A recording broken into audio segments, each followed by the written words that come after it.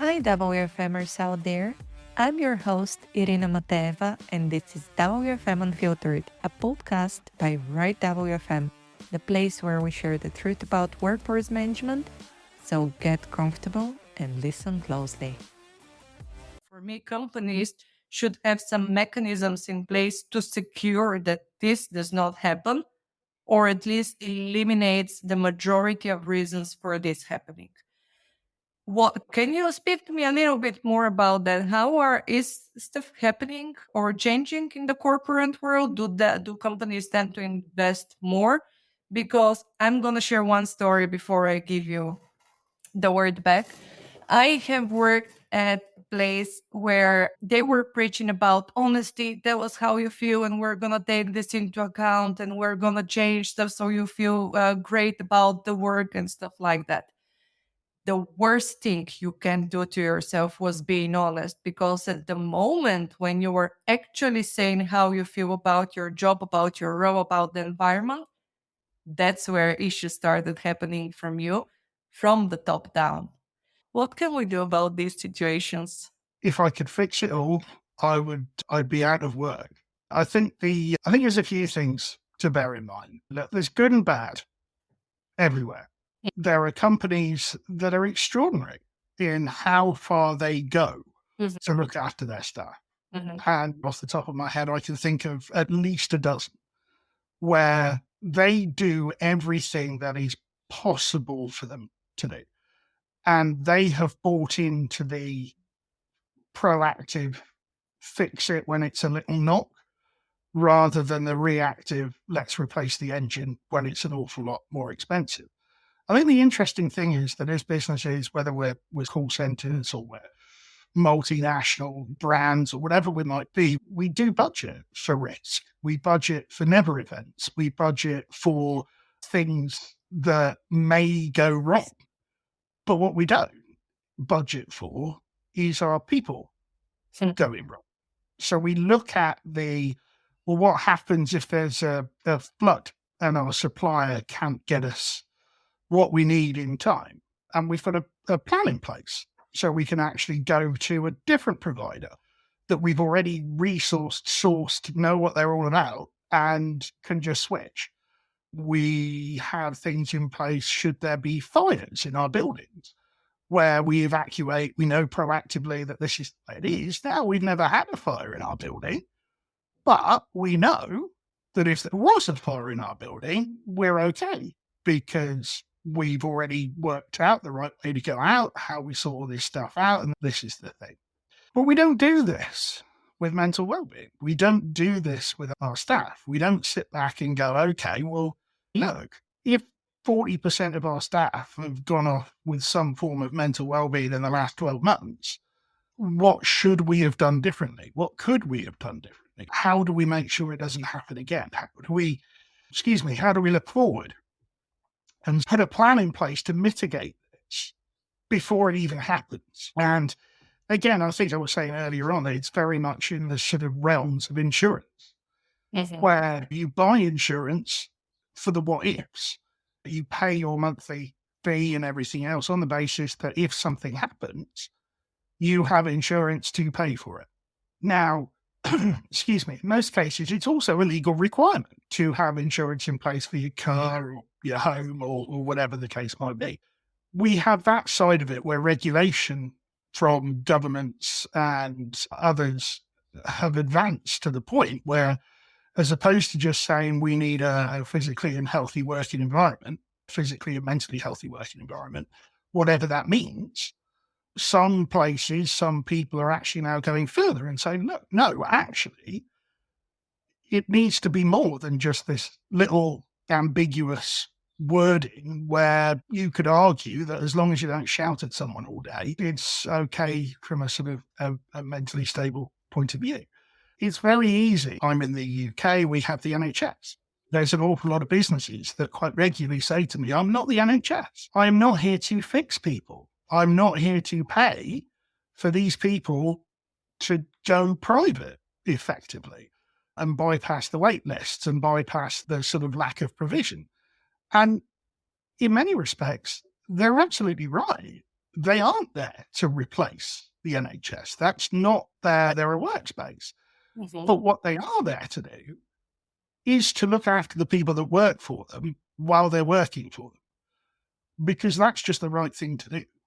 And, I have an argument towards you. Sorry for interrupting you, but I feel very passionate about, I would say maybe it's a little bit of a historical argument that people will say from the corporate world, but we're paying you. And you knew that we're paying you to execute this job. And however it affects you, you can have the decision to leave, you can have the decision to stay, but you're getting rewarded for executing this job for us. So it's not our responsibility to make sure that you're fine. The counter argument to this has been presented a lot. And there's a lot of people that are aware of the numbers and the stats and the figures. Deloitte, in their Thrive report, put some meat on the bones. I think it was about six years ago, which has been updated ongoing. But basically, for every £1 you invest in your staff, your return is £6. Now, I don't know of any other investment you can make in your business where you're getting a 6-to-1 return. It's astronomical money. And to say that I'm paying for you to do a job, you're perfectly right. You are paying for me to do that job. But while I'm doing that job, it's also your responsibility to ensure that I'm doing it in a safe way, in a safe environment that doesn't hurt me and damage me. Because what you're not paying for is everything else attached that's me. So if I'm a computer programmer, you're paying for me to program. Mm-hmm. But what you're not paying for me to do is ignore everything else that's going on around me while I'm programming, because that's just won't happen. It's just not a thing. So actually close down this argument. The main driver, if you want to talk about money, is the fact that it has been established, proven, written about for years that in actuality, the biggest improvement spend cost average you can make is to look after your staff. If you think that, let's try and distill this a little bit more.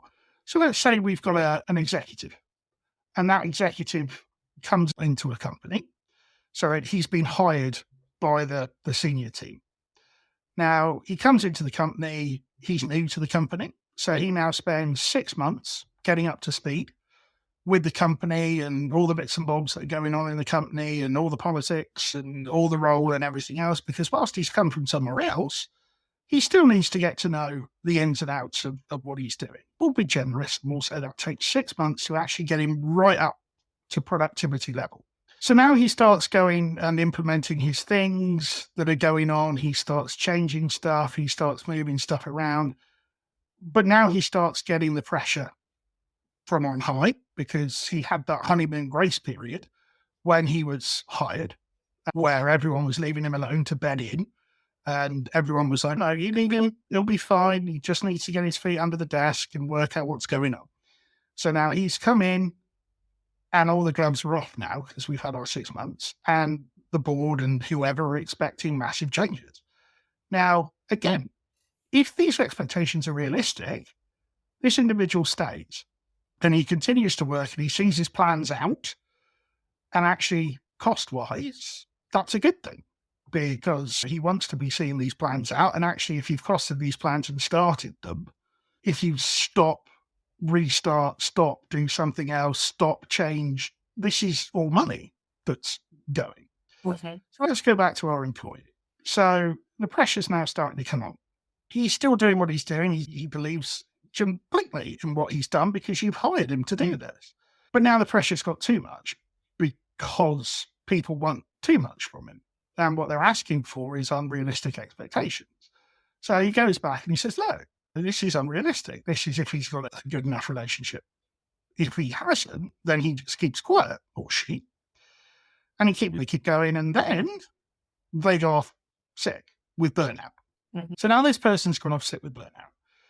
You need someone to act up or recruit someone into a temporary role while this person's recovering. Mm-hmm.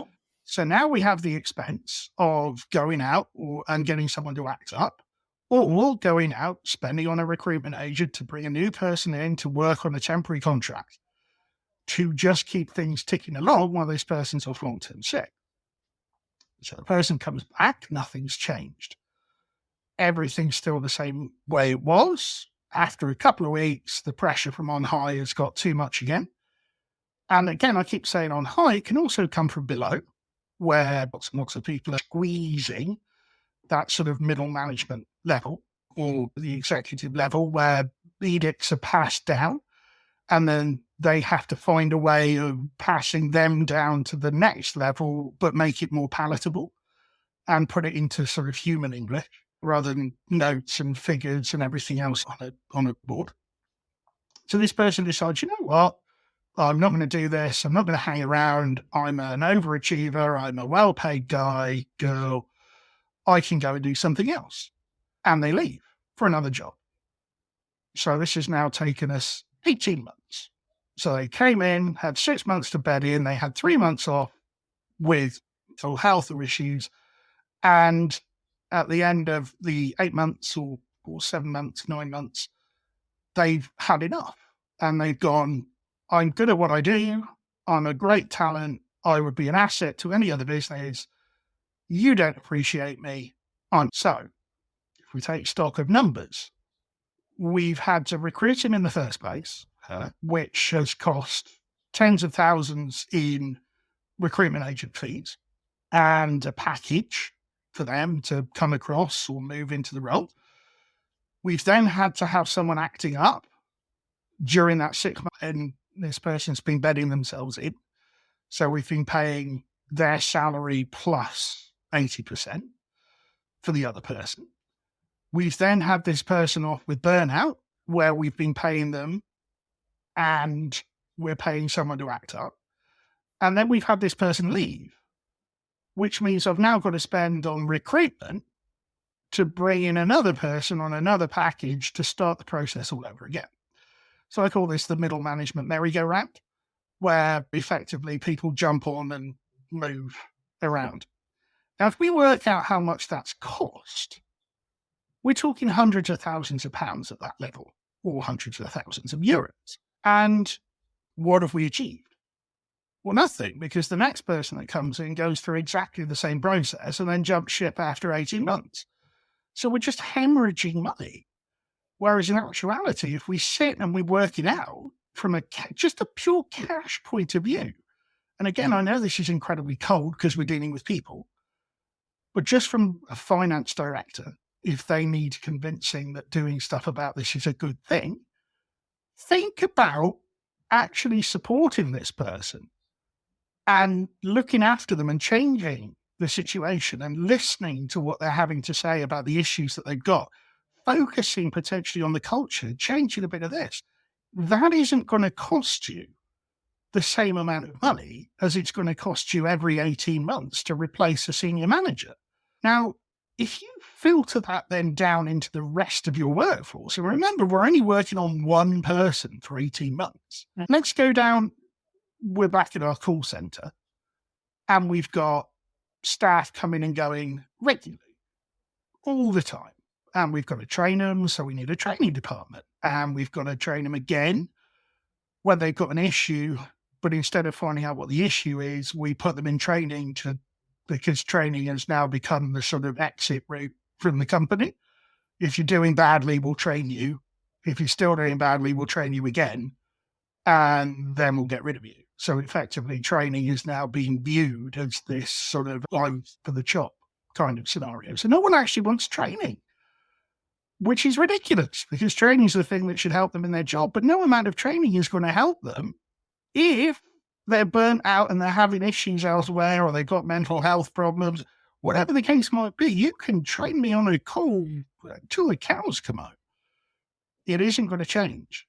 Or I am still going to have these issues. So, of course, for everyone that's coming in at this level, it's less money, but it's still money. You still have to set them up on your HR. You still have to sort them out in all the backroom stuff. It then has a knock-on effect into the higher teams. I would also argue that for every person that is dealing with let's call it stress and anxiety and whatever other terminology we might be using, it also have knock-on effect of the quality of how they're handling your customers or your employees, because you can put in that front, but at some point it's gonna catch up to you. You are gonna be less productive and you might be trying your best, but something that will usually cost you, I don't know, 15 minutes, it might cost you 45, just because you are not calm, that you're not in the right mindset.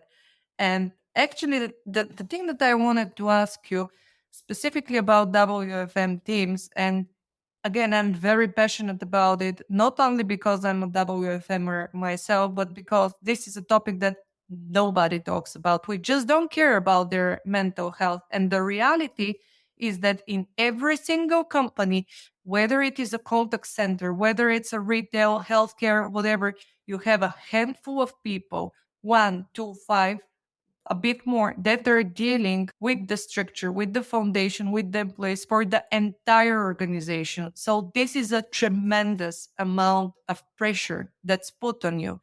And I was wondering, when you start feeling anxious, when you start feeling stressed, and when you start addressing your issues, who has the responsibility to basically raise that topic? Is it on you as an employee, or it is on someone above who needs to make sure that every single department, whether we're talking about IT, HR, WFM, has that mental well-being under control and you have the mechanisms to make your people feel okay?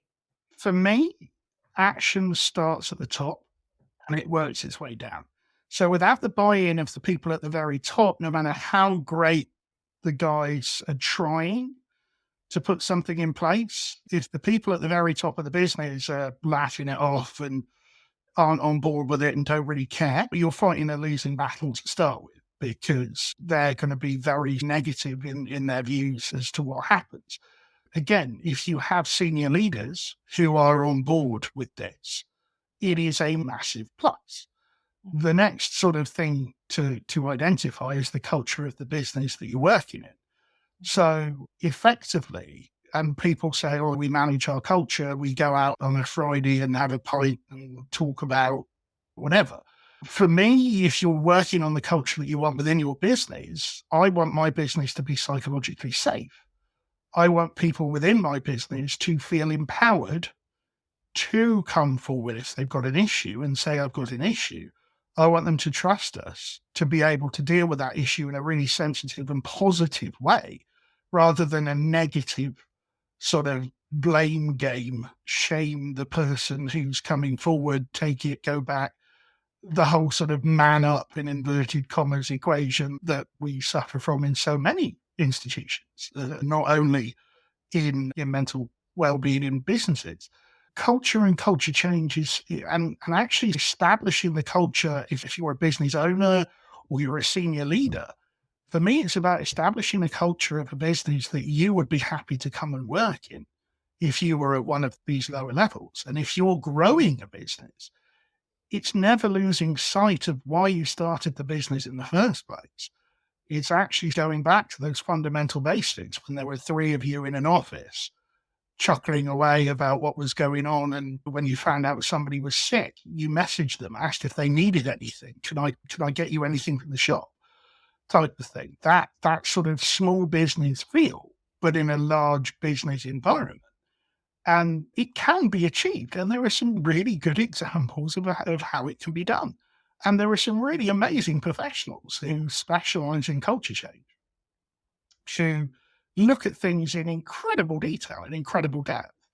But again, if you're only paying lip service to change and you're only paying lip service to these things because you think it's the right thing to do, and then everyone will go quiet about it for a while and we can get on with what we were doing before, then actually nothing that you do is going to make a difference, because it's continually going to be undermined and it's continually going to be pulled away.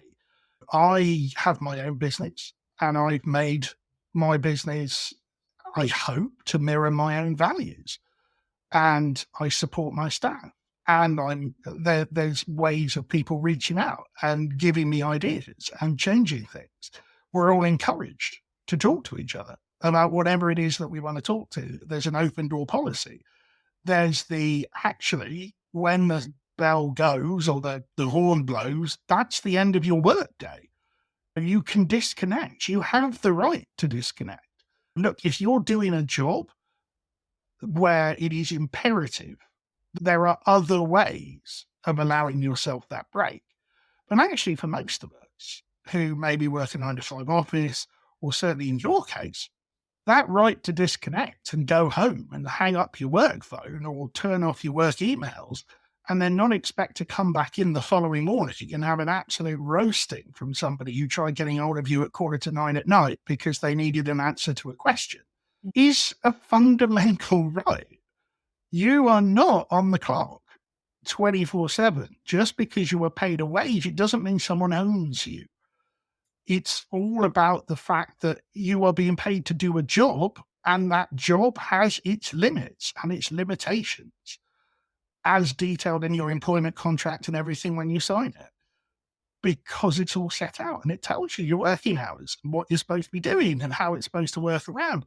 And absolutely, people are asked to do things that are outside of this, and they do it. And you know what? They're more likely to do it if they're happy with the business and they're comfortable with what's going on. They're going to come forward and they're going to say, okay, fine, if there's overtime, I'll do overtime, because it's my choice to do overtime, rather than you forcing me to work all these extra hours that actually I have no control over whatsoever. Because if I put my phone off, I know that the next morning I'm going to turn it on to umpteen messages from someone having to go at me for just not answering a phone when I'm not in work, which, again, mobile phones, computers, the whole sort of incredible world that we live in, the more connectivity that we have, laptops, webcams, the fact that I'm able to have this conversation with you from hundreds and hundreds of miles away is an amazing thing. But it's my right to be able to turn it off and not engage with it when I choose to not engage with it. It's about me being able to exercise the fact that, you know what, I'm really sorry. I don't want to be part of this. I don't want to be I don't need to hear all this clutter on social media. I need me time. I need to be able to shut off, go away, go for a nice walk in the countryside, play with my kids, enjoy my family. That's when the balance comes. And when you have it sounds so cliche, but when you have a balance, life is a lot easier. And because you are in that scenario where you're getting the best of both worlds. And if you have an employer that is all about giving you that balance and supporting you to get there, what they get in return is all of you when you're at work. You are the committed individual who goes into that workspace and you say, you know what, these guys look after me, they value me, they want me here. And when you're talking to your friends about your job, you're not, how'd you go in? No, you're like, you know what we did the other day? We did this and this. Then you go on social media and you post and you say, look, my job's the best job in the world. And you think about the actual sort of collateral knock-on in terms of passive marketing that comes from staff saying positive things about their employer. How infrequently it happens. How many times have you gone on to a social media site and seen people posting great things about their employer? You don't see it. Lots of people posting like, I had to go into work again. Or that. And even now they're worried about posting that because their employer will go onto their social media and go, well, hang on, you've been saying something negative. Or you're doing it in the hope that you're going to be noticed as an advocate for your company. And this is the way for you to achieve a better position, for example. And that's not to say that there aren't people who genuinely endorse their company. There are, and thank God for that, because otherwise we would have been in a deep issue. But as a wrap, what I'm hearing from you, and I wanted to summarize it, is I'm hearing that if you're a lead, a manager, a director, CEO, or any other type of leading role, you are in a position of power and you can make the space secure, not only from physical standpoint, but from a mental standpoint for your employees as well. And the reality is that we live in a time where we are notorious for how poor our mental health is at the moment. So I feel like all of us who either have our own business, working with people, collaborating with people, we shouldn't only talk about it, but we should make some kind of active actions to change that. And for me, that's the thing that kind of bothers me, is that in a lot of companies, mental health and taking after your people comes down to, I'm gonna give you a voucher for a dinner. Okay, that's amazing. That's perfect. I'm gonna have a free meal, and what else? And for me, it's all about the active effort to look after your people, to check in with them. How are you actually feeling? No, don't give me the, yeah, I'm okay. This is great. This is amazing. And then see the person lock themselves in the bathroom crying for 20 minutes just because they can't cope with the stress. And thank you so much, Craig, for this conversation. I certainly hope that you will visit me again on this podcast to continue that conversation, because it's so important. And I don't think it has ever been more important than now. And we need more people like you that are ambassadors and that can really shed a light of what companies can do to have happier or healthier employees. So thank you so much for joining me today for this conversation. You're more than welcome. Thanks for having me. Thanks for joining us today. I'm your host, Irina Mateva, founder of Right WFM, where we believe that every business and its people are unique and deserve the right solution to their challenges. If you need support with workforce management, we're just a message away. Get in touch at irina@rightwfm.com or info@rightwfm.com. If you like the content and would like to support the show, please subscribe to WFM Unfiltered on your favorite podcast platform, leave a review, and follow me on LinkedIn. You can also show some love to our great sponsors. For more information about them, check out the episode notes. This is your place for real WFM, so to suggest guests or topics, get in touch at irina@rightwfm.com. See ya!